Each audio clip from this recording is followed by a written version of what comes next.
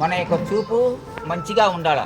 సమ్యక్ అంటే మంచి, సమ్యక్ దృష్టి, మంచి దృష్టి ఉండాలి. సమ్యక్ ఆలోచన, మంచి ఆలోచనలు చేయాలి. సమ్యక్ నిర్ణయం, మంచి నిర్ణయాలు తీసుకోవాలి. మనం ఒక నిర్ణయం తీసుకున్నామనుకోండి, దానికి కట్టుబడి ఉండాలి. మనసు ఊరికే ఉదయం ఒక నిర్ణయము, సాయంత్రం ఒక నిర్ణయము, మధ్యాహ్నం ఒక నిర్ణయము, అర్ధరాత్రి ఒక నిర్ణయాలు తీసుకోవద్దు. ఈరోజు ఈ నిర్ణయం తీసుకుంటామో ఆ నిర్ణయము ఆ పని నెరవేరేంత వరకు దాన్ని మనం కట్టుబడి పనిచేయాలి. అట్లా సమ్యక్ అంటే మంచి, మంచి నిర్ణయము, మంచి దృష్టి, మంచి ఆలోచన. సమ్యక్ సంఘం, మంచి సంఘంతో మనం సహవాసం చేయాలండి. ఎవరంటే వాళ్ళతో మనం సహవాసం చేయకూడదు, మంచి వాళ్ళతో ఉండాలి. ఇప్పుడు సుట్ట తాగేవాడికి సుట్ట తాగేవాడే తోడవుతాడు, మందు తాగేదానికి మందు వాడే తోడవుతాడు, భజన చేసుకునే వాళ్ళకి భజన చేసుకునే వాళ్ళే తోడవుతాడు. అంటే అందుకనే ఏ గూటి పక్షులు ఆ గూటికే చేరుతాయి అంటారు. అందుకని మంచి వారితో సహాయం చేయాలి. సమ్యక్ నిర్ణయం, సమ్యక్ ఆలోచన, సమ్యక్ దృష్టి, సమ్యక్ క్రియ. క్రియ అంటే పని. మనం ఏదైనా ఒక పని చేస్తామనుకోండి, ఆ పని ఎలా ఉండాలి? మంచిగా ఉండాలి, 10 మందికి ఉపయోగపడాలి. ఇట్లా అనేక రకాలైన అష్టాంగ మార్గాలను బోధించి ఈ మార్గాలలో మీరు ప్రయాణం చేయండి. చేస్తూ చేస్తూ జీవహింస చేయకూడదు, జీవులను హింసించరాదు, ఏ జీవికి కూడా అపకారం చేయకూడదు. ప్రతి ప్రాణి యందు భూత దయ కలిగి ఉండాలి, దయ కలిగి ఉండాలి.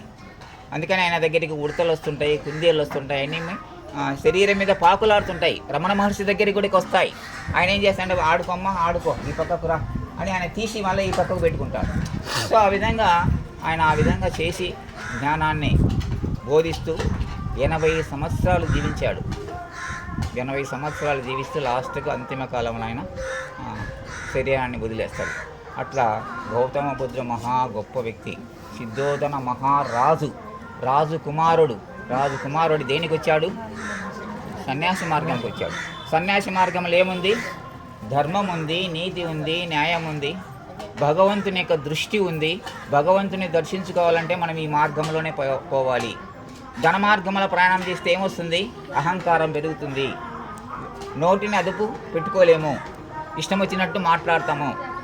కానీ భగవంతుడు నోరిచ్చింది ఇష్టం వచ్చినట్టు మాట్లాడడానికి కాదు, ఎక్కడ మాట్లాడాలి, ఏం మాట్లాడాలి, ఎంత మాట్లాడాలి, ఎవరితో మాట్లాడాలి అనేటువంటిది విచక్షణ జ్ఞానం ఉండాలి. మరి అలాంటి గొప్ప గొప్ప బోధనలు చేసి మహానుభావుడైనటువంటి వ్యక్తి గౌతమ బుద్ధుడు. ఈరోజు కూడా ఆయన జయంతి వైశాఖ మాసంలో.